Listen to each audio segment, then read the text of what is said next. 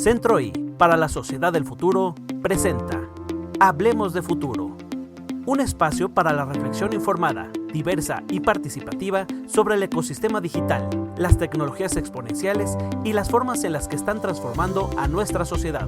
Descubramos juntos cómo las tendencias tecnológicas marcan nuestro día a día. Comparte tus experiencias aquí, en Hablemos de Futuro.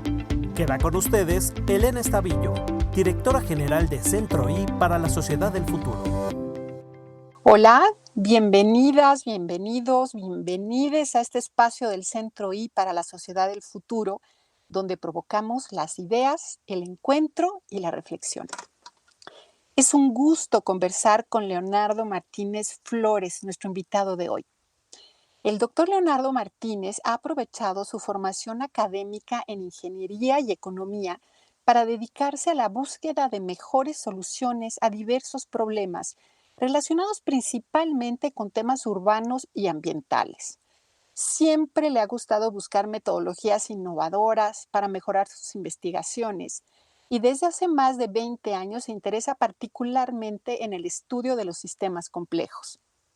Leonardo es autor del programa para mejorar la calidad del aire en la zona metropolitana del Valle de México del 2010 al 2020, programa que fue premiado en el 2013 por el C40 and Siemens Climate Leadership Awards por ser un instrumento pionero de política pública, por haber planteado una concepción ecosistémica de la calidad del aire que iba mucho más allá de la físico-química atmosférica, las emisiones provenientes de los combustibles fósiles, para incluir además y de forma endógena aspectos como las eficiencias urbanas y los sistemas de incentivos económicos y sociales. También es autor del libro Introducción a los ecosistemas urbanos, editado por la Universidad Iberoamericana y una referencia obligada en la discusión contemporánea sobre la ciudad eficiente. Uno de los temas que más le interesan actualmente es cómo integrar adecuadamente los ecosistemas urbanos con los digitales para crear ciudades inteligentes. Muy bienvenido, Leonardo. Muchas gracias, Elena. Es un gusto estar aquí para platicar sobre estos temas. Bueno, pues el concepto de ciudades inteligentes, lo que nos trae hoy, lo que hemos escuchado como Smart Cities, no es nuevo, pero ha tomado mucha fuerza en los últimos años como consecuencia del acelerado desarrollo de las telecomunicaciones, de los entornos digitales y la multitud de aplicaciones que han surgido, pensadas sobre todo en mejorar el funcionamiento de los servicios públicos, en generar ahorros en la administración de las ciudades, como son el Internet de las Cosas, los sensores remotos con capacidades de control, el análisis de Big Data, de los datos masivos, entre muchos otros. Si bien la aplicación de todas estas tecnologías a los procesos urbanos puede ser de gran utilidad para contribuir en la solución de muchos de sus problemas, podemos intuir que esto no basta, que debemos aspirar a tener más de lo que nosotros llamamos una ciudad gadget, llena de desarrollos tecnológicos, los más recientes, pero que siga sin resolver los problemas estructurales de fondo y sobre todo sin ofrecer a sus habitantes una mayor calidad de vida. Por eso me encanta que pongamos hoy sobre la mesa este tema. Y pues para ya pasar a la conversación, te pregunto entonces, Leonardo, vamos a empezar por el tema de las ciudades. ¿Por qué esto será cada vez más importante? ¿Por qué estamos hablando en tantos foros sobre las ciudades? Bueno, me gustaría empezar por comentar cuál es la forma en la que a mí me gusta definir a la ciudad. Yo creo que la ciudad es un ente vivo y complejo y que funge como la forma más sofisticada de organización humana. La ciudad es un lugar en el que los seres humanos nos aglomeramos para convivir y para realizar la mayor parte de nuestras actividades cotidianas. Por ejemplo, en el continente americano, alrededor del 80% de la población vive en ciudades y las tendencias indican que ese porcentaje seguirá creciendo. La ciudad Es muchas cosas. Es donde se produce la mayoría de los productos y servicios que consumimos y disfrutamos, pero también donde más contaminación se genera, en donde están las mayores oportunidades para producir las emisiones que generan el cambio climático, lo cual es uno de los grandes costos asociados a las ciudades. Es el lugar en donde estudiamos, donde trabajamos, donde nos divertimos, pero también donde se concentran muchos tipos de violencia, por ejemplo. Y pues, las ciudades seguirán creciendo. La población que va a vivir en los próximos años, en las próximas décadas, en las ciudades será cada vez mayor y los problemas que eso genera también serán muchos más de los que tenemos ahora. Por eso es un tema crucial, muy importante y que resulta apasionante para estudiar. Por supuesto, es interesantísimo. Y bueno, me hace pensar también, cuando pensamos en las ciudades, tenemos algunas que son nuestras favoritas, otras no tanto, las vemos como espacios muy bonitos, algunos muy impresionantes o pintorescos, muy atractivos, muy divertidos, pero en la mayoría de las ciudades vemos problemas de congestionamientos de tráfico, de contaminación, de ruido, de violencia también. Eh, en muchos de estos casos nos da la impresión de que están mal planeadas simplemente, o que si funcionaron hace mucho tiempo, ya no corresponden a lo que necesitamos ahora. ¿Por qué no tenemos más ciudades mejor planeadas o más funcionales que nos generen una mayor calidad de vida? Sí, esta es una pregunta de fondo. Yo creo que es una discusión en marcha y que genera pues, muchas posiciones encontradas. Por ejemplo, en los ámbitos del urbanismo tradicional, el énfasis se ha puesto en temas como la modificación de algunas normas o reglamentos o en cómo detener el crecimiento horizontal de las ciudades. Dentro de la arquitectura, que es el otro ámbito desde donde se ha hecho mucho trabajo para las ciudades, han surgido una gran cantidad de corrientes desde hace mucho tiempo, pero prácticamente todas ponen el énfasis en mejorar la imagen urbana y en cómo diseñar mejores espacios públicos y dicen muy poco sobre la forma de cómo planear mejor a la ciudad.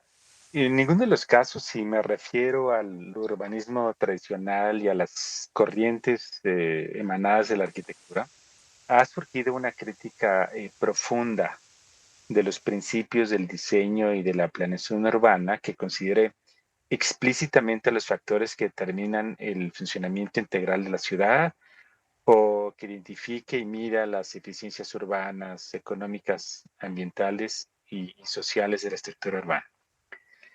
Eh, Muchas de esas propuestas hablan de conceptos que hemos escuchado muchas veces, como por ejemplo ciudades verdes, ciudades ecológicas, ciudades sustentables y también se habla de ciudades equitativas y de derechos, pero todas estas propuestas comparten un problema de fondo y es que se basan en imágenes aspiracionales de la ciudad que proponen y ninguna ofrece una metodología que nos acerque en la realidad, en los hechos, a esas imágenes aspiracionales. Entonces, la evidencia internacional nos muestra que lo común es que los planes urbanos acaben siendo listas de buenas intenciones. Eh, por eso, yo creo que para poder mejorar la planeación de las ciudades hay que hacer una crítica profunda desde afuera del ámbito de la planeación tradicional. Hay que cuestionar los principios del diseño urbano que han regido desde hace siglos y que se siguen replicando en casi todo el mundo con malos resultados. Yo creo que hacer mejores ciudades implica cambiar los paradigmas del diseño urbano y entender de una vez por todas lo que el urbanismo tradicional y la arquitectura no han podido reconocer, que es que la ciudad es un ecosistema complejo tremendamente sofisticado que no se puede representar con un plano arquitectónico como lo han venido haciendo desde hace siglos. Y también hay que entender que es importante pues que dejar la visión y la planeación de la ciudad en manos del urbanista varón en turno da muy malos resultados. Entonces, son varios temas mezclados. Hace un momento mencioné, por ejemplo, que la ciudad es un ecosistema complejo. Me gustaría decir de manera muy rápida a qué me refiero y de manera muy sencilla. Eso significa que todas las variables que determinan el funcionamiento de la ciudad están relacionadas entre sí, aunque muchas veces no veamos esas relaciones o no sepamos cómo son, es decir, cómo están relacionadas todas estas variables. Y les voy a poner un ejemplo. El problema de la contaminación atmosférica en la Ciudad de México, pues nunca se va a poder resolver con programas como los que se han venido aplicando. Y pienso, por ejemplo, en la verificación vehicular. Entonces, mientras no haya cambios drásticos en la zonificación de los usos del suelo de la zona metropolitana y en la política energética del gobierno federal, los niveles de contaminación van a seguir siendo muy altos y eso significa que seguirán muriendo miles de personas por problemas de salud relacionados con los altos niveles de contaminación atmosférica.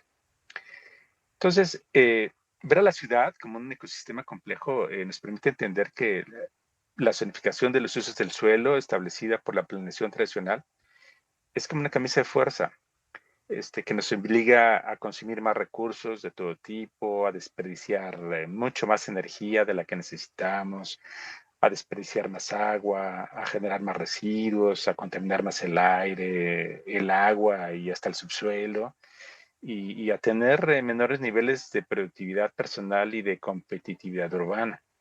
Entonces, sí, esta pregunta de por qué eh, la planeación urbana genera malos resultados en la gran mayoría de los casos es una pregunta de fondo y hay mucho que decir en ese tema. Me surgen muchísimas preguntas, muchísimos comentarios en todo esto que nos has platicado. Por supuesto, coincido totalmente en el enfoque sistémico y en un sistema tan complejo como el de una ciudad. Y me haces pensar en estas imágenes, porque tradicionalmente, como se nos ha presentado la planeación urbana, pues sí nos vienen a la mente dibujos, maquetas, proyectos, eh, y que no son más que imágenes de espacios de espacios que pueden ser agradables, espacios públicos, abiertos, con parques, plazas, o también estas imágenes imponentes de puentes, edificios altos, ¿no? Etcétera. Pero lo que no vemos detrás es todo esto lo que nos estás hablando, ¿no? De un ente complejo en donde hay muchas relaciones, muchos procesos que están funcionando y que no se atienden con este tipo de planeación que, muy unidimensional. Y entonces aquí viene a colación este tema que internacionalmente cada vez está más difundido, que es el de las ciudades inteligentes. Y escuchamos que todos los entusiastas de este tipo de ciudades nos dicen que por ahí está la solución a muchos de los problemas que estamos padeciendo en las urbes. ¿Tú crees que este puede ser el modelo? ¿Tenemos que entonces avanzar hacia las ciudades inteligentes? Sí, por supuesto que creo que debemos avanzar hacia las ciudades inteligentes, pero la verdad hay que decir que el concepto de ciudad inteligente que se maneja internacionalmente está sobrevaluado. Yo creo que un término más adecuado para el tipo de ciudad que se suele manejar a nivel internacional es el de ciudad digital. Y el concepto de ciudad inteligente, por supuesto que hay que utilizarlo, pero debe ser utilizado para algo mucho más robusto y más complejo que la ciudad digital.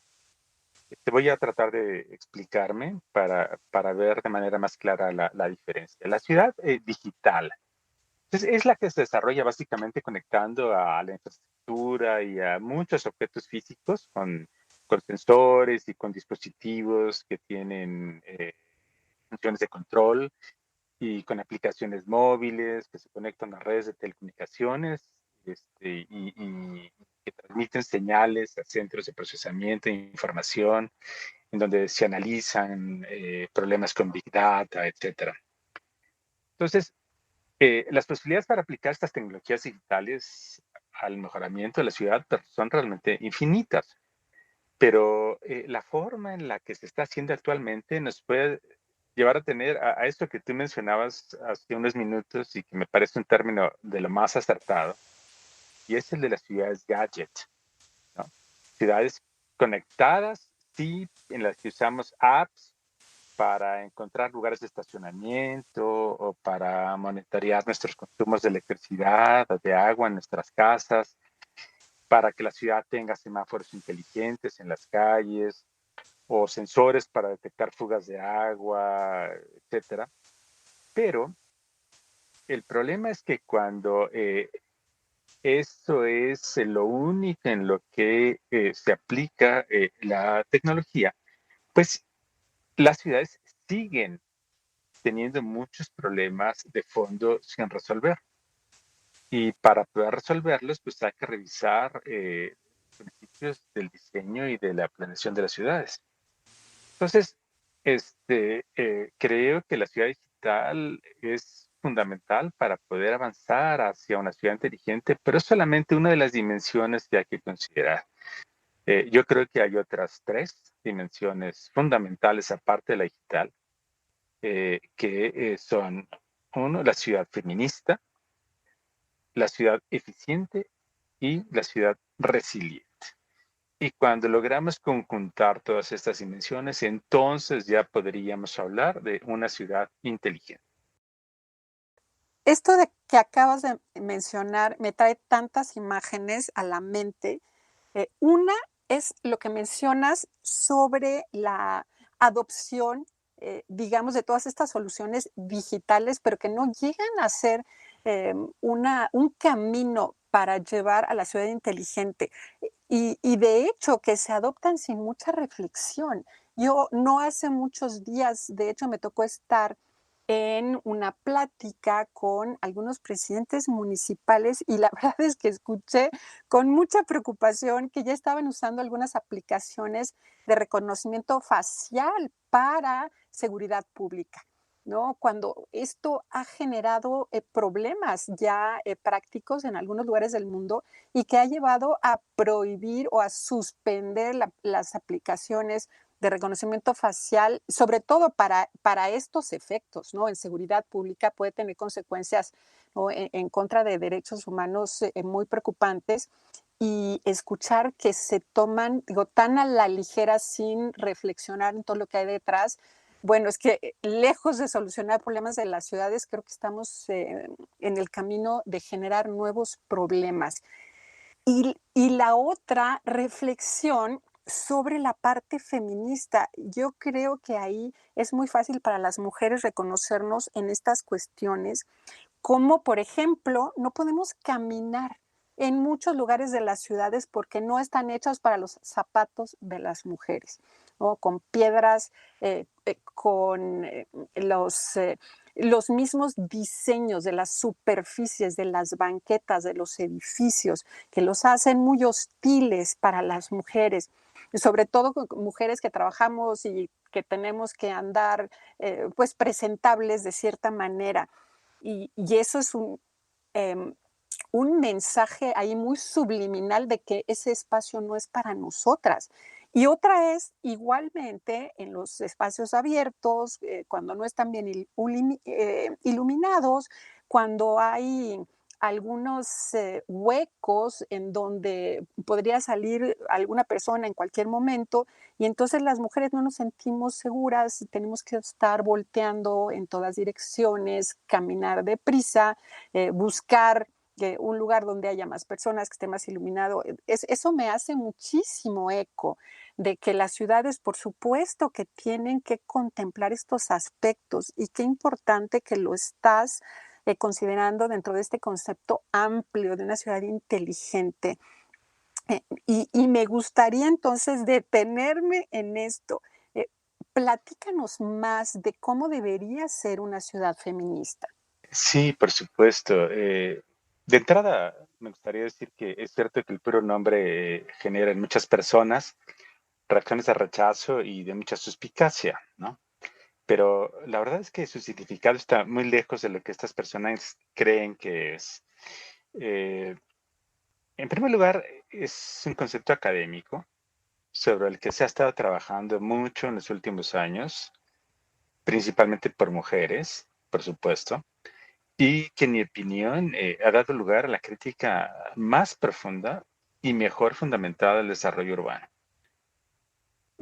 Y sucede como tú ya mencionabas algunos de los elementos, de los muchos elementos que hay que tomar en cuenta en la concepción de una ciudad feminista. Pues sucede que las mujeres viven la ciudad enfrentando cotidianamente una larga serie de barreras de todo tipo. Las mujeres enfrentan barreras físicas, barreras sociales, barreras económicas y hasta psicológicas y simbólicas también. Eh, y esto tiene que ver con el hecho de que el espacio construido no es un elemento neutro. El espacio construido determina de muchas maneras cuáles son los espacios tolerados para las mujeres y otros grupos vulnerables y cuáles no. Y es importante mencionar aquí otros grupos vulnerables porque si bien esta crítica muy profunda que se ha hecho desde el feminismo, la forma en la que se diseñan y se planean las ciudades, está pensada en primer lugar para el tema de las mujeres, la verdad es que es un tema que se aplica de la misma manera a otros grupos vulnerables como las niñas y los niños, las personas enfermas y los adultos mayores. Entonces, decía yo que el espacio construido, bueno, también determina cuáles son los trayectos cotidianos que hacen los hombres y cuáles los de las mujeres en función de los roles formales e informales que les son asignados por la sociedad y en consecuencia, el espacio construido define la forma en la que cada grupo social distribuye sus gastos y sus tiempos de trabajo, de otras actividades, y hasta de sueño. Y la verdad es que en todo el mundo, las que sufren más el tipo de ciudades que tenemos, las que pagan los costos más altos en salud física y emocional por las barreras que les impone la ciudad, las que tienen menos tiempo para dormir y para entretenerse, las personas más pobres y por lo tanto las que tienen los menores niveles de bienestar, las que están más expuestas a todo tipo de violencias, son siempre en primer lugar las mujeres. Y después, por supuesto, hay otros grupos vulnerables como los que mencionaba, ¿no? No podemos dejar fuera a las niñas, los niños y a los adultos mayores. Y este es un tema de fondo, o sea, no es fortuito porque eh, queda ya muy claro que es el resultado natural del mismo sistema que ha logrado excluir históricamente a las mujeres de las ciencias, de las artes, del desarrollo tecnológico, de la política, del ejercicio de gobierno, ¿no? Es decir, en el fondo se trata de un sistema patriarcal. Y lo que quiero decir es que el diseño y la planeación de las ciudades que tenemos también son productos históricos de un sistema de dominación masculina y que por lo tanto una condición necesaria para mejorar a nuestras ciudades es modificar de raíz esos cimientos. Eh, hay mucho que decir, por supuesto, sobre este tema, ya hay mucho material que se ha escrito, pero bueno, termino esta parte citando una frase que me parece estupenda de Jane Dark, que es una geógrafa que trabaja estos temas desde el feminismo, y que dice, cualquier asentamiento es una inscripción en el espacio de las relaciones sociales de la sociedad que lo construyó. Nuestras ciudades son el patriarcado escrito en piedra, ladrillo, vidrio y hormigón. ¡Wow! ¡Qué cita! Es poderosísima y muy cierta. Es un reflejo de la sociedad que somos, definitivamente. Y de tanto que hablamos, lo que son los espacios públicos y los privados, porque la ciudad finalmente es la expresión del espacio público que tenemos que compartir, pero en el que tradicionalmente las mujeres no hemos estado presentes, no porque no tengamos nada que hacer ahí, sino pues por este sistema estructural de exclusión o de asignación de roles, ¿no? Entre lo público y lo privado. Em, y bueno, y frente a esto, ¿no? Que es un hecho, así han sido generadas las ciudades, así existen actualmente, frente a lo que nos estás platicando, que para hacer ciudades inteligentes necesitamos que sean feministas, que sean eficientes, que sean resilientes, que sean digitales, pero en este sentido sistémico de crear espacios para vivir, para disfrutar, para compartir, seguros. Pues suena que esto es una tarea titánica, ¿no? Casi imposible. Todavía podemos hacer algo. Sí, por supuesto, hay mucho que hacer. Y primero, pues, retomando un poco lo que comentamos hace unos minutos, hay que aclarar que eh, no se trata de pensar en una ciudad feminista como una ciudad beligerante, ¿no? Como una ciudad que quiere invadir el terreno de otro género o algo así. Eh, una ciudad feminista es una ciudad incluyente. Es una ciudad que busca ofrecer desde su espacio construido condiciones de igualdad y justicia para todas y todos. Ahí caben todos. Y en la práctica eso se puede ir logrando mediante una transformación de largo plazo que habría que definir a partir de algunos ejes críticos que rompan con los paradigmas de la planeación tradicional.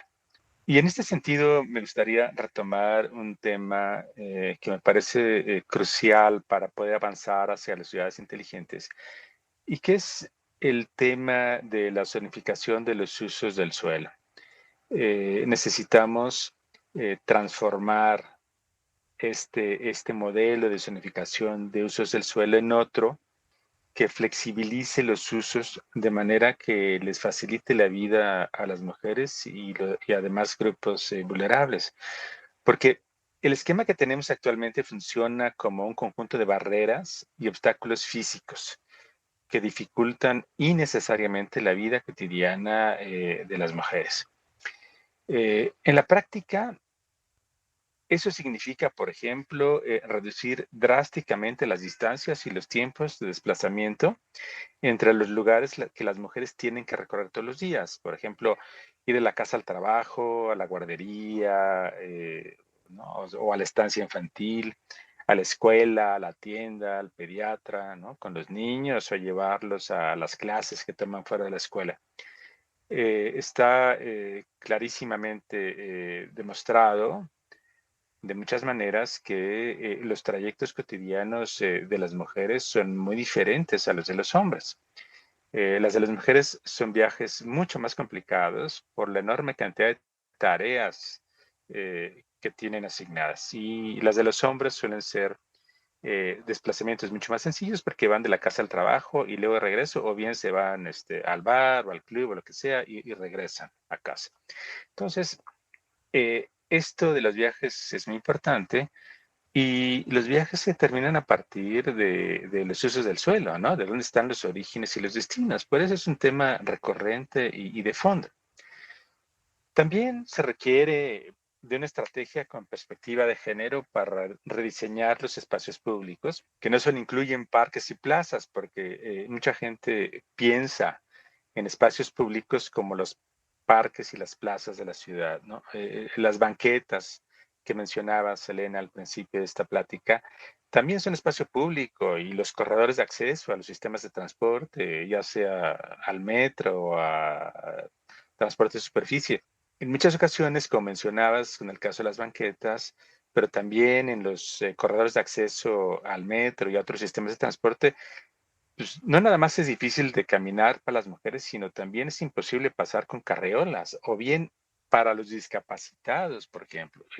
Hay lugares en donde los discapacitados son totalmente olvidados en los criterios de diseño y simplemente no tienen acceso a estos bienes y servicios públicos. La estrategia esta de transformación, pues también debe incluir, estoy hablando de que todo lo que habría que hacer para ir convirtiendo a una ciudad en una ciudad feminista, también debe incluir, por ejemplo, la creación de redes físicas de protección y refugio de mujeres y niñas frente a situaciones de violencia, la construcción de redes de guarderías, estancias infantiles y de lugares en donde se pueda atender a enfermos no graves y adultos mayores. Y bueno, un último ejemplo de todo lo que hay que hacer o que se puede hacer para ir avanzando hacia una ciudad feminista es un tema que me parece que tiene mucho potencial, que es el de la transformación de espacios construidos en espacios de apoyo colaborativo entre mujeres. Y esto se refiere a la creación de áreas comunes, eh, por ejemplo, para preparación de alimentos o áreas de juego para niñas y niños, de lavado de ropa, de cuidado de enfermos y de adultos mayores, en muchos espacios, por ejemplo, en los mismos edificios, en conjuntos habitacionales o hasta en colonias y barrios completos. Y esto tiene que ver pues con la naturaleza de las mujeres que suelen apoyarse más, ¿no?, entre sí, que suelen crear redes de apoyo para ayudarse y de lo cual pues ya hay algunos ejemplos interesantes, sobre todo en países europeos.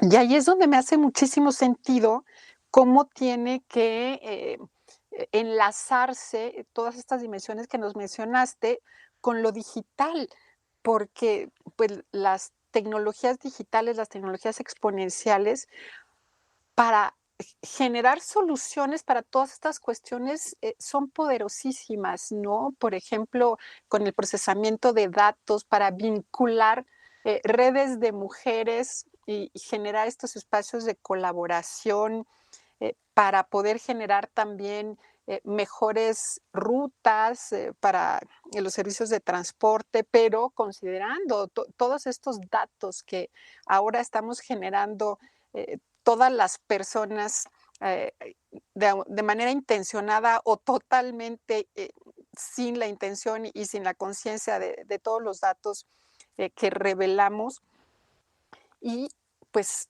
enlazando todas estas dimensiones definitivamente que podemos lograr esta, este avance hacia lo que nos hablas de la ciudad inteligente que tiene que ser incluyente. Em, pues me parece que nos has dejado con muchísimas cuestiones aquí moviéndose en la mente. Para terminar, dame un ejemplo de una ciudad a la que queremos aspirar. Y eso te lo pregunto, tanto una a la que queremos aspirar como una a la que queremos evitar. Y te lo pregunto simplemente para que nos podamos imaginar algo que sí es realizable, porque con todos estos ideales de los que a veces hablamos también nos generan de pronto ver como una montaña muy alta que tenemos que escalar y, y pues no sabemos muy bien cuánto tiempo nos llevará, si es posible, si está totalmente fuera de nuestras capacidades de transformación. Pero si nos pones un ejemplo, seguramente lo vamos a ver más claro y nos vamos a dar cuenta que sí se puede hacer. Sí, por supuesto, aunque la verdad es muy difícil encontrar una ciudad que pueda servir de ejemplo para tantos temas. Eh, sucede que, sucede que esta discusión sobre el tipo de ciudad que queremos está en marcha. Es una discusión viva, abierta en los foros internacionales, en la academia, en los congresos que se hacen entre funcionarios públicos que tienen que ver con la planeación de la ciudad. y no se ha llegado a un punto de vista que esté homologado o en el que coincida la mayor parte de las opiniones. Todavía es una discusión abierta y muy dispersa. Entonces, yo creo que hay ciudades que pueden resultar buenos ejemplos, pero solamente para uno de los ejes en los que hay que trabajar para que la ciudad eh, funcione mejor o que se esté acercando más a lo que consideramos que debe ser una ciudad inteligente. Entonces, eh, sí hay algunas ciudades en donde se ha avanzado más en un eje, pero no sé de alguna y seguramente no hay alguna en donde se haya avanzado en todos los ejes que contribuyen a crear una ciudad inteligente. Y dicho eso, bueno, primero, desde mi punto de vista, las ciudades mejor planeadas y por lo tanto que funcionan mejor, aunque, por supuesto, como le hemos comentado, tengan todavía muchos problemas de muchos tipos, son las europeas de Europa occidental. Son por mucho las mejores ciudades de todo el planeta. Ahí un ejemplo que se me ocurre, que es muy bueno, es el de la ciudad de Viena, en Austria. Bueno, y también hay algunos ejemplos interesantes en algunas ciudades suecas, como el Malmo y alguna otra. Y el ejemplo de Viena me viene a la memoria porque desde hace años, no sé si 20 años quizá, o un poco más, eh, las encargadas de los asuntos urbanos han sido principalmente mujeres, a diferencia de lo que pasa en prácticamente todo el mundo. Y eso ha significado que ellas mismas pongan en práctica muchos de los elementos que aquí hemos comentado que deberían de formar parte de una ciudad feminista. Y uno de los ejemplos en los que han logrado avanzar tiene que ver con el diseño de los espacios públicos y en particular de los parques, por ejemplo. En algún momento se dieron cuenta que eh, el porcentaje de niñas que hacía uso de los parques en la ciudad era muy pequeño.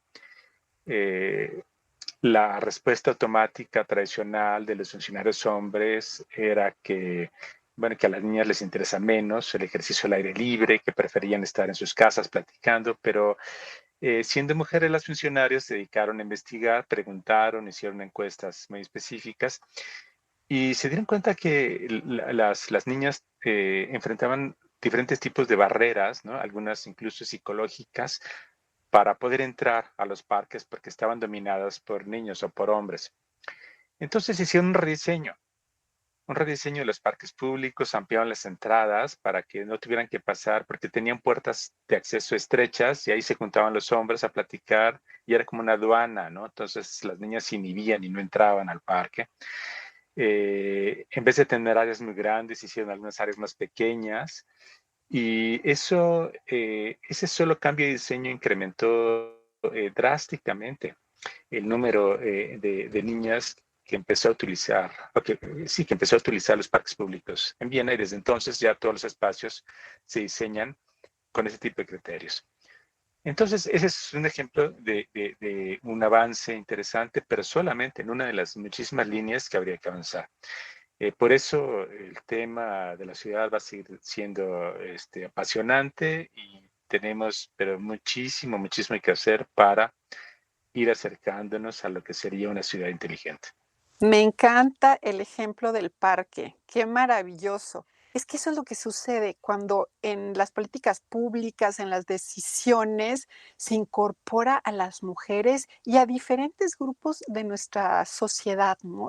Las decisiones son participativas y representan a toda la pluralidad de nuestras sociedades. Por ahí creo yo también que deben irse construyendo esas soluciones. Pues muchísimas gracias. Llegamos al final de nuestro episodio de hoy.